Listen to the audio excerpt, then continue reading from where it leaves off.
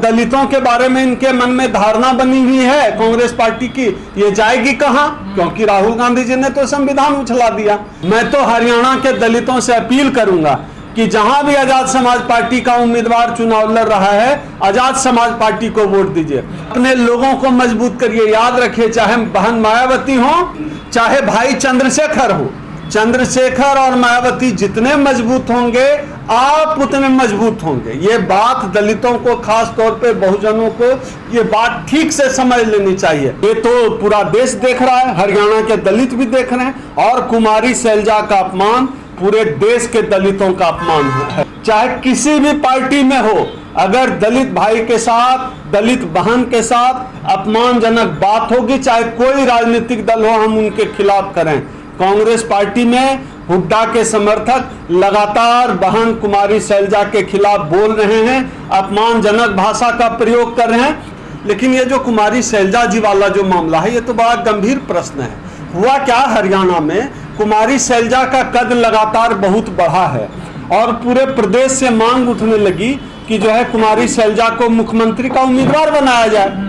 लेकिन कांग्रेस पार्टी क्या है, या तो जाटों की गुलाम है। इनको तो लगता है कि जाट हैं तो सब कुछ हैं, और दलितों के बारे में इनके मन में धारणा बनी हुई है कांग्रेस पार्टी की, ये जाएगी कहां? क्योंकि राहुल गांधी जी ने तो संविधान उछला दिया। अब इनको लगता है कांग्रेस पार्टी को कि अब ये जाएंगे कहां, कहीं तो रास्ता है नहीं, दलित को कांग्रेस के पास ही आना है। लेकिन कांग्रेस पार्टी को यह समझना चाहिए कि आप दलितों को ज्यादा दिन तक ठग नहीं सकते हैं। ये ठीक बात है कि आज की तारीख में हमारा दुश्मन नंबर 1 जो है भारतीय जनता पार्टी है। ये ठीक बात है कि दलितों के को अगर चुनने का मौका मिला भाजपा और कांग्रेस में, तो कांग्रेस को चुनेगी। लेकिन याद रखिएगा कि दलित जो है कांग्रेस का भी बंधुआ मजदूर नहीं है। अगर इस तरह अपमान जिस तरह से कुमारी शैलजा का किया गया है, मुझे लगता है कि हरियाणा के दलित विचार कर रहे हैं नए विकल्प की ओर, और नए विकल्प की कमी नहीं है। इस बार चंद्रशेखर, भाई चंद्रशेखर भी चुनाव लड़ रहे हैं। मैं तो हरियाणा के दलितों से अपील करूंगा कि जहां भी आजाद समाज पार्टी का उम्मीदवार चुनाव लड़ रहा है, आजाद समाज पार्टी को वोट दीजिए। और एक ये जो परसेप्शन बनाया जाता है ना कि ये वोट काटने वाला है, जीतेगा नहीं, इस परसेप्शन से दूर हटिए। अपने लोगों को मजबूत करिए। याद रखिए, चाहे बहन मायावती हो, चाहे भाई चंद्रशेखर हो, ये मजबूत होंगे, चाहे जीत हार कुछ भी है। चंद्रशेखर और मायावती जितने मजबूत होंगे, आप उतने मजबूत होंगे। ये बात दलितों को, खास तौर पे बहुजनों को, ये बात ठीक से समझ लेनी चाहिए। कांग्रेस और भाजपा के मजबूत होने से दलित कभी मजबूत नहीं होने जा रहा है। इस देश में मायावती जी मजबूत होंगी, भाई चंद्रशेखर मजबूत होंगे, तभी जो है दलित मजबूत होंगे। अच्छी बात है कि हरियाणा में बहन मायावती जी भी लड़ रही हैं और भाई चंद्रशेखर भी लड़ रहे हैं। मैं अपील करता हूं सब लोग, आज के समय में संसद भवन की सबसे बड़ी आवाज भाई चंद्रशेखर। लोग कहते हैं वोट कटवा, मैं ऐसा नहीं मानता हूं। अपने आदमी को वोट देना है, अपने आदमी को जिताइए, पूरी ताकत लगाइए। दलितों के लिए ये मामला कभी भी, मेरा अपना व्यक्तिगत मानना रहा है कि कोई भी चुनाव हो, दलितों के लिए कभी भी कोई भी चुनाव सिर्फ चुनाव जीतने, सांसद विधायक बनने का मामला नहीं होता है। दलितों के लिए कोई भी चुनाव अपने आत्मसम्मान का मामला होता है।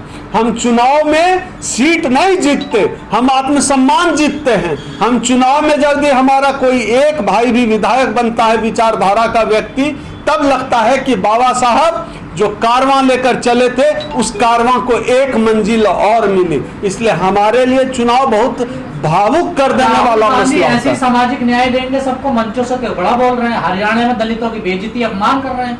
ये तो पूरा देश देख रहा है, हरियाणा के दलित भी देख रहे हैं, और कुमारी शैलजा का अपमान पूरे देश के दलितों का अपमान है। चाहे किसी भी पार्टी में हो, अगर दलित भाई के साथ, दलित बहन के साथ अपमानजनक बात होगी, चाहे कोई राजनीतिक दल हो, हम उनके खिलाफ करें।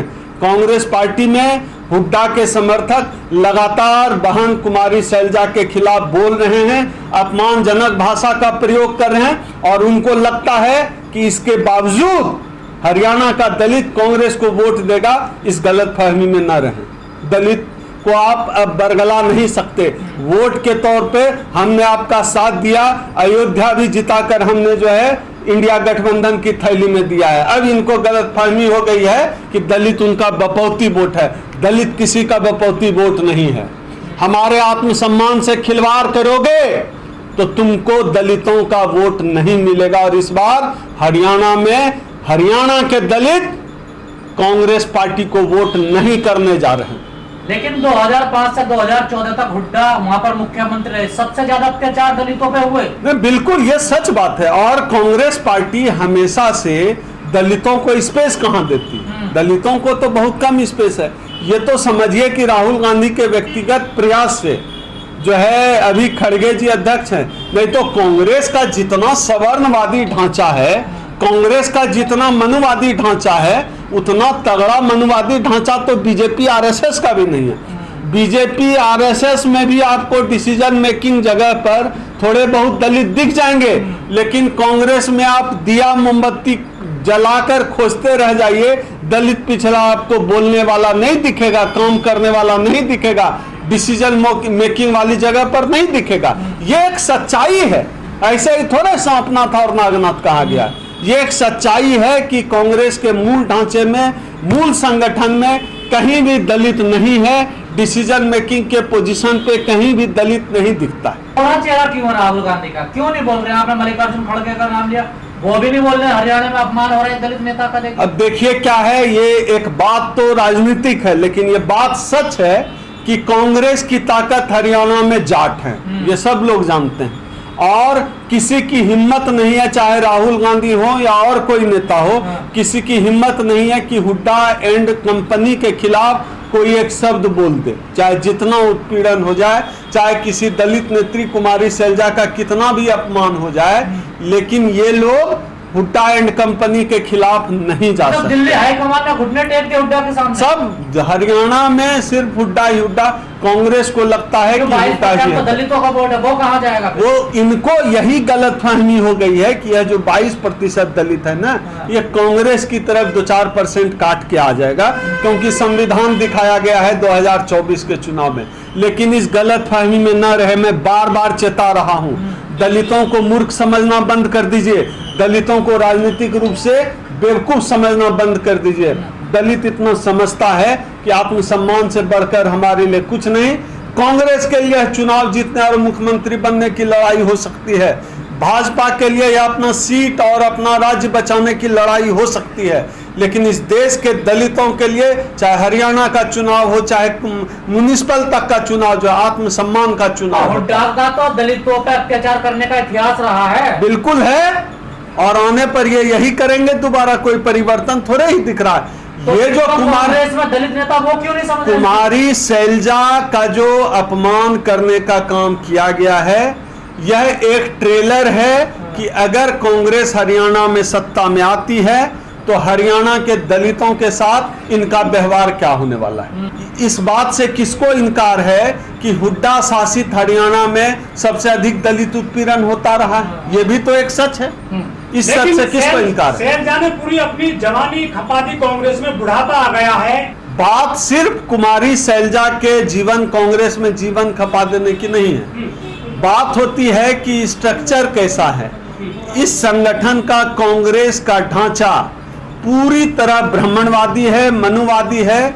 भले ही इनके उदयपुर अधिवेशन में भी कहा गया कि आरक्षण दिया जाएगा, अब इन्होंने कुछ नियुक्तियां की जिसमें इन्होंने दलितों पिछड़ों को जगह दिया है। इस बात से कोई संदेह नहीं है कि खड़गे की कांग्रेस और जो उधर जो ब्राह्मण कांग्रेस है, दो कांग्रेस है कांग्रेस के अंदर। एक मनुवादी कांग्रेस है, एक राहुल गांधी वाली कांग्रेस है, जिसमें खड़गे हैं सामाजिक न्याय वाली कांग्रेस है। लेकिन ब्राह्मण वाली कांग्रेस ज्यादा हावी है। दलितों को हरियाणा क्या पूरे देश में 3000 साल से ज्यादा समय से नहीं पनपने दिया जा रहा है। आप कहीं बोलिए, कहीं बर्दाश्त नहीं किया जाएगा। आप भाजपा में तो थोड़ा बहुत नहीं, बर्दाश्त नहीं नहीं, करते, नहीं बर्दाश्त ये नहीं करते हैं ना संगठन के अंदर। तो क्या जातिवादी हैं? बिल्कुल जातिवादी हैं। सबसे अधिक जातिवादी अगर कोई जाति है हाँ। हरियाणा में तो जाट है, कौन नहीं जानता है। तो कोई जाट भी इस बात से ताकत इनकार कैसे करेगा। जाति की ताकत, संख्या बल सबसे बड़ी ताकत होती है। जाति का दंभ, समाज में व्याप्त असमानता और रक्त शुद्धता का दंभ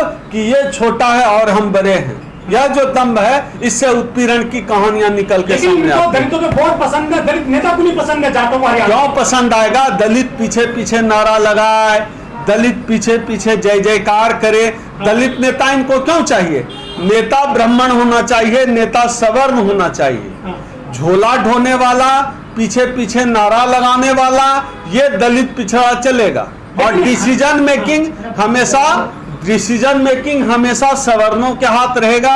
डिसीजन मेकिंग कभी भी दलितों पिछड़ों के हाथ नहीं रहेगा। इससे इनके संगठन का जो मनुवादी तंत्र है, इनके संगठन का जो ब्राह्मणवादी तंत्र है, जहां ब्राह्मण रूल करते हैं, जहां सवर्ण जो है सत्ता स्थापित किए हुए हैं, जहां पूरा गोटी फिट किया जाता है कि यहाँ ये प्रदेश अध्यक्ष होगा, यहाँ ये होगा, यहाँ वो होगा, यहाँ ये महासचिव बनेंगे, उस तंत्र में ये कभी भी दलितों पिछड़ों को नहीं आने देंगे। शैलजा से पहले अशोक तंवर के साथ में मारपीट की गई थी दिल्ली में पद और कद को लेकर। पूरी तरह से यह जो जातिवादी भेद है, चाहे राजनीति में हो या सामाजिक जीवन में हो, पारिवारिक जीवन में हो, यह जातिवादी मानसिकता कोई समाज से अलग नहीं है और राजनीतिक दल समाज से अलग नहीं, ये हमारे समाज में है, राजनीति का हिस्सा है। और हुड्डा को लगता है कि उसके बिना कांग्रेस नहीं चल सकती, और कांग्रेस को भी लगता है कि हरियाणा में हुड्डा के बिना वो नहीं चल सकते। ये एक दूसरे का पूरक हैं। ऐसी स्थिति में जो सामाजिक समीकरण है, दलितों को दबाया गया है, तो वही मानसिकता लेकर जाट चलते हैं और हुड्डा जिस जाति से उस जाति के लोग दलितों पिछड़ों को दबाते हैं। मिर्चपुर से लेकर तमाम इतिहास आप देख लीजिए, यही इतिहास है हरियाणा का। लोग जो है क्यों चले जाते हैं बड़े राजनीतिक दलों में?